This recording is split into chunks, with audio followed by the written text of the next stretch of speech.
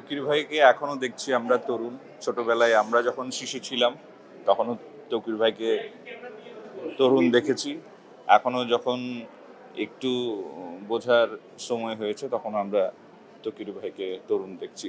এই যে তারুণ্য, এই যে স্পিরিট, এই যে স্পৃহা, কাজের প্রতি নিষ্ঠা, অদম্য বাসনা, এটাই তকির আহমেদ। আমাদের জন্য একটা বড় পাওয়া যে আমাদের যে স্ট্যান্ডার্ড সেটা যারা ঠিক করে দিয়েছেন, বা যে স্ট্যান্ডার্ড আমরা বিলং বা যে স্ট্যান্ডার্ড আমরা আছি সেটা তকির আহমেদরা আমাদের হলো অগ্রজ।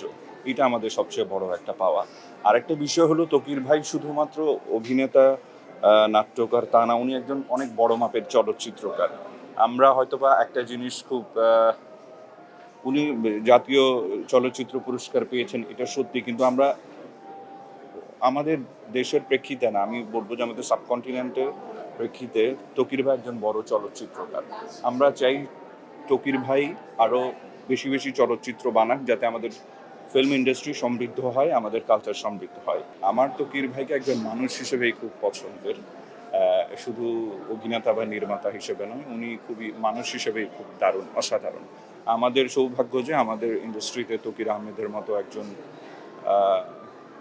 হাস্যোজ্জ্বল, অনেক পড়াশোনা জানা, অনেক হুইটি একজন তকির আহমেদ আমাদের ইন্ডাস্ট্রি বিলং করে, এবং আমাদের অগ্রজ, এটা আমাদের জন্য অনেক বড় একটা পাওনা। তো আমি এইটাই কামনা করি, তকির ভাইয়ের দীর্ঘায়ু জীবন, সুস্বাস্থ্য, এবং এবং যতদিন বেঁচে থাকবে আমাদের জন্য, দেশের জন্য ভালো ভালো চলচ্চিত্র নির্মাণ করবেন, ভালো ভালো নাটক লিখবেন, ফিল্ম লিখবেন, স্ক্রিপ্ট লিখবেন, ভালো, ওনার যত আইডিয়া আছে, ওনার যত পরিকল্পনা আছে, সেগুলো আমাদের মাঝে বিভিন্নভাবে উনি যেভাবে পারেন ছড়িয়ে দেবেন। আমার সবচেয়ে প্রিয় ফিল্ম হলো তকির ভাইয়ের জয়যাত্রা।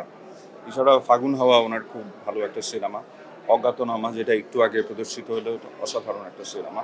তকির ভাই একটার পর একটা সিনেমাতে নিজেকে ছাড়িয়ে গেছে। এই যে বলে গেল কথা, এই যে তকির ভাই যে বলে গেল, এটাই তকির ভাই। এই যে ইয়াং, উইটি, তো তকির ভাইকে আমরা সবাই খুব ভালোবাসি। এইটা আমাদের জন্য একটা বড় অনুপ্রেরণা যে তকির ভাই আমাদের অগ্রজ।